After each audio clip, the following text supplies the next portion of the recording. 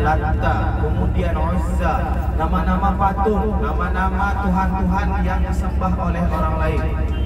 Maka ada yang beri nama Asad, singa, ada yang beri nama yang ganas-ganas Bapak Ibu. Maka pada saat itu Abdul Muttalib, siapa Abdul Muttalib Bapak Ibu? Paman. Abdul Muttalib, kakeknya Nabi. Kakek. Abdul Muttalib, kakeknya Nabi. Kakeknya Nabi menggelari Nabi Muhammad dengan nama Muhammad. Kakek Nabi Muhammad ini Bapak Ibu adalah salah satu dari beberapa pimpinan Quraisy. Jadi kabilah Quraisy pada saat itu adalah kabilah yang paling sangat disegani di dataran tanah Arab. Salah satu pemimpinnya adalah Abdul Muttalib. Jadi Abdul Muttalib ini Bapak Ibu sangat disegani oleh semua orang Arab pada saat itu.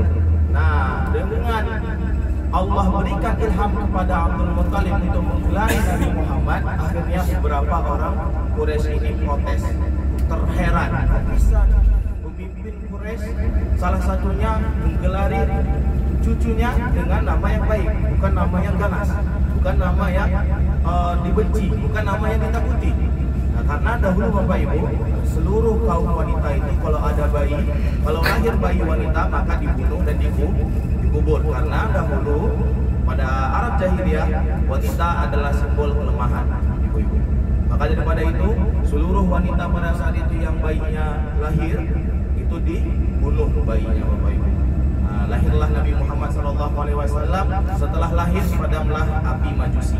Api Majusi itu adalah api yang berabad-abad tidak pernah padam. Ketika Nabi Muhammad SAW lahir, padamlah api tersebut.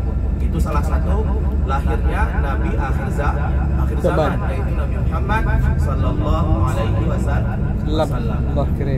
Kemudian Bapak Ibu, ternyata di kitab-kitab Injil, di kitab-kitab Taurat, di kitab-kitab Zabur Bapak Ibu, telah ada tanda-tanda datangnya Nabi terakhir zaman, yaitu Nabi Muhammad. Tetapi Bapak Ibu, di kitab-kitab itu menandakan Nabi Muhammad itu bukan digelari Muhammad, tapi Ahmad. Jadi di kitab-kitab sebelum Al-Quran, menurut penelitian bahwasanya Rasulullah itu diberi gelar oleh Allah Ahmad. Ya'ti min ba'dihi ismuhu Ahmad. Pakai bahasa Arab juga Bapak Ibu. Beberapa dari terjemahan dari kitab-kitab Zabur, Taurat dan segala macamnya. Kemudian Bapak Ibu, lahirnya Nabi Muhammad SAW, Abdul Muttalib langsung mengelilingi 7 kali Ka'bah, melakukan tawaf. Setelah lahir bayi langsung dikelilingkan oleh Abdul Muttalib. Makanya pada itu Bapak Ibu, tawaf bukan ajaran syariat Nabi Muhammad murni, tetapi ajaran syariat Nabi Ibrahim. Bahkan yang pertama kali mengucapkan labbaik Allahumma labbaik, labbaik Allah syarika lak, labbaik itu adalah Nabi Ibrahim.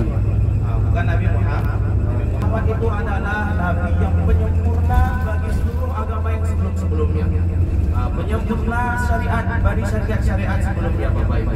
Daripada itu, setelah Abdul Muttalib tawaf 7 kali dengan Nabi Muhammad SAW, kemudian Rasulullah SAW dengan menjalani kehidupan di kota Mekah ini Bapak Ibu. Tempat lahir Nabi Muhammad SAW dekat dengan sa'i kita. Jadi kalau misalnya kita turun sa'i, ada naik ke atas goes laki-laki, ya Bapak kan? Lurusan itu nanti ada sebuah perpustakaan. Nah, perpustakaan itulah tempat Nabi Muhammad SAW lahir.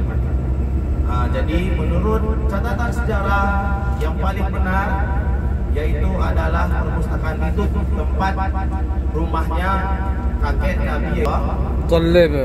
Jadi Nabi Muhammad SAW lahir di rumah kakeknya. Kemudian Bapak Ibu, singkat cerita Nabi Muhammad telah besar. Kemudian Nabi Muhammad mulai berdakwah menegakkan kalimat la ilaha illallah. Tentunya ketika ada orang, misal Amri bilang, saya adalah nabi, apakah semua orang akan percaya? Tentu tidak. Tentu ada yang menolak, tentu ada yang marah. Karena apa? Ya. sebelumnya. Maka daripada itu salah satu orang yang paling benci dari Nabi Muhammad SAW siapa? Pamannya sendiri, yaitu Abu Jahal. Jahal. Abu Jahal ini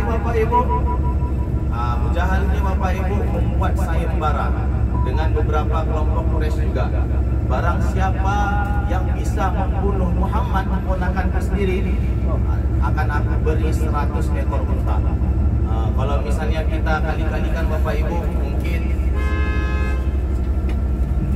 kalau misalnya kita kali-kalikan Bapak Ibu, satu untanya sekarang mungkin 70 sampai 140 juta kali 100 ekor unta.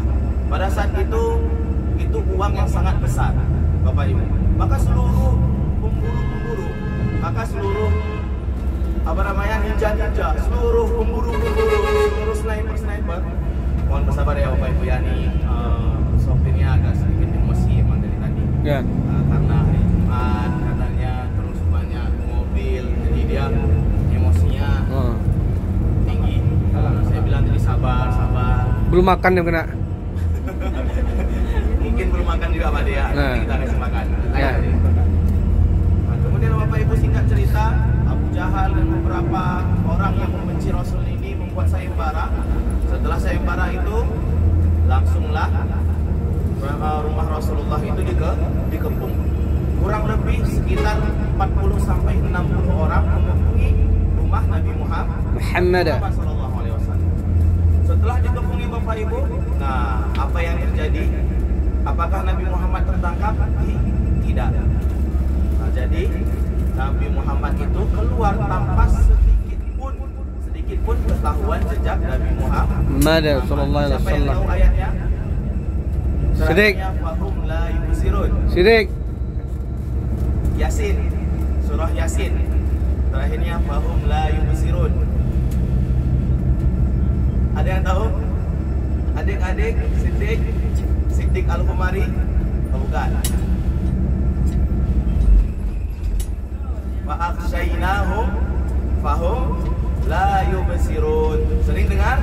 Sering dengar. Surah Yasin yang sering kita baca Bapak Ibu, hari-harian kita baca, setiap pagi kita baca atau seminggu sekali kita baca. Fa'akhshaynahum fahum la yubsirun, kata Allah Subhanahu wa taala. Allah berikan rasa takut kepada seluruh pemburu tersebut. Kemudian Allah tutup pandangannya. Kemudian Allah tutup telinganya Bapak Ibu. Sehingga Nabi Muhammad SAW dengan Abu Bakar Siddiq tanpa terdengar sekalipun, tanpa terlihat sekalipun, lewat di depan mereka. Itulah namanya Allah berkehendak, kun fayakun, maka jadilah.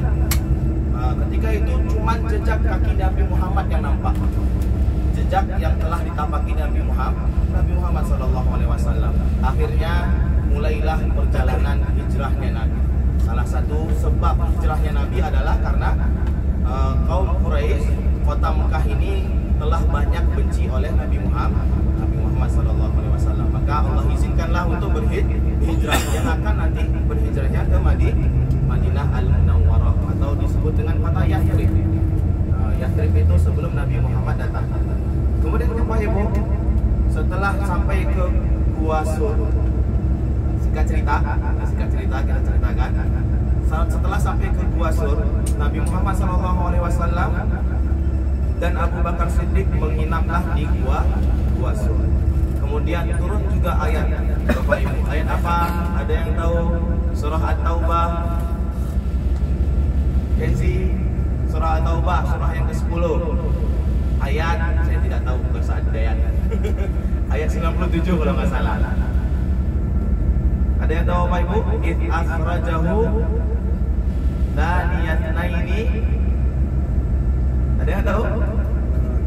Jadi Allah Subhanahu wa taala berfirman bahwasanya mereka keluar dari rumahnya Rasulullah SAW berdua dengan siapa? Dengan Abu Bakar Siddiq menuju ke Gua Hira. Kemudian Abu Bakar takut Bapak Ibu.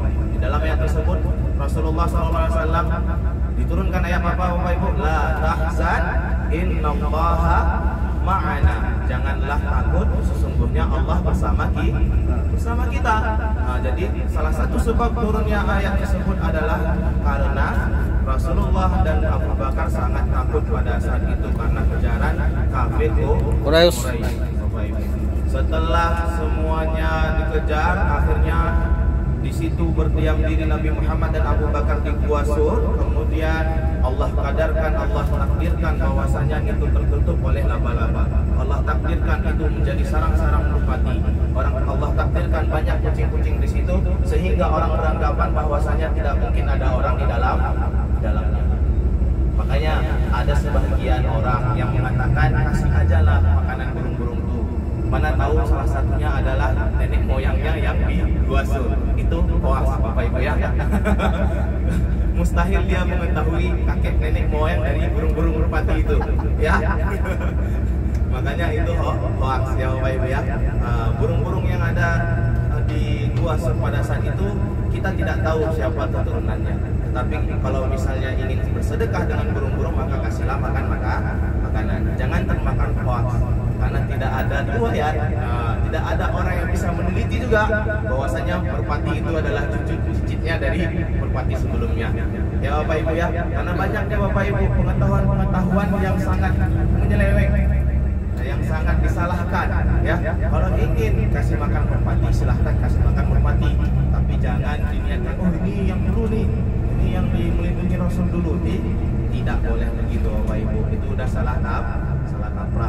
Kemudian Bapak Ibu setelah di Gua Sur tersebut kurang lebih kita masih 20 sampai 30 menit lagi perjalanannya. Ini masih di pelataran Masjidil Haram, hotel-hotel di daerah Ajat namanya.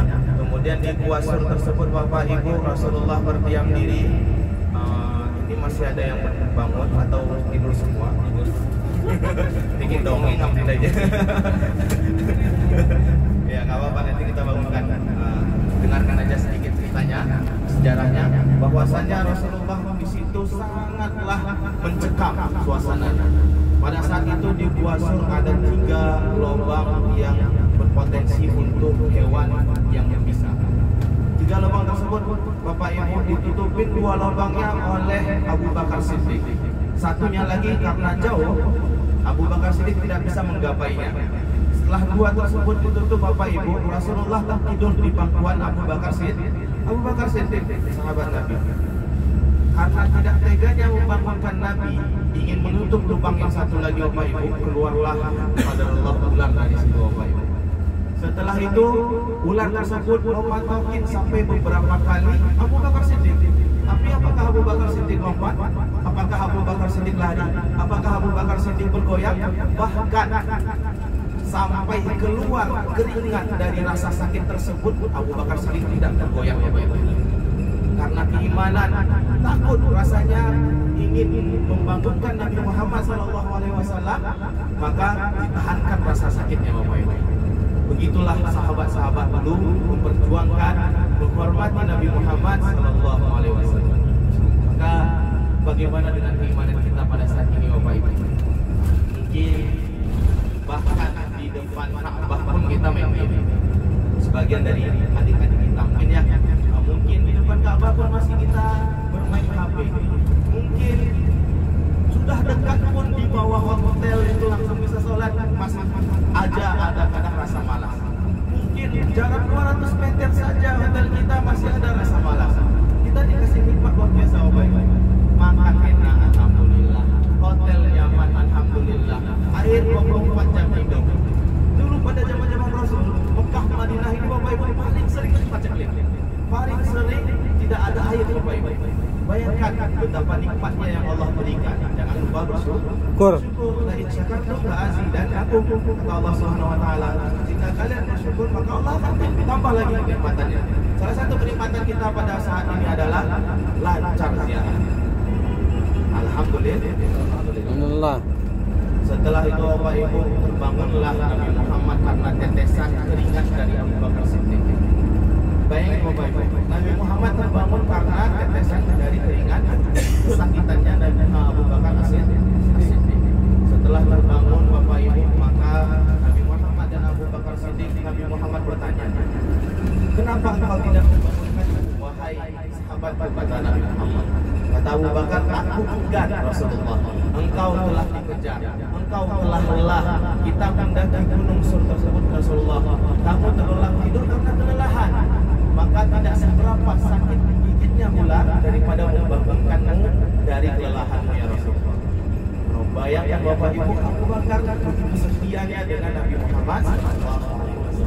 Makanya Rasulullah SAW pernah bersabda bahwasanya keimanan Abu Bakar dengan keimanan kita sekarang jauh lebih banyak dibandingkan Abu Bakar Siddiq.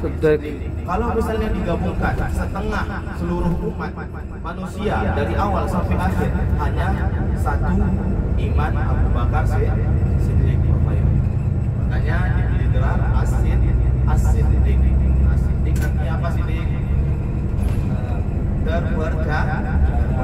Nah, yang pertama kali mempercayai Rasulullah SAW adalah Abu Bakar Siddiq. Nah, kemudian Bapak Ibu nanti kita akan tunjukkan bagaimana Jabal Sur tersebut, bagaimana dakian Jabal Sur tersebut. Nah, untuk informasi selanjutnya, Jabal Sur itu tidak ada trekkingnya, Bapak Ibu.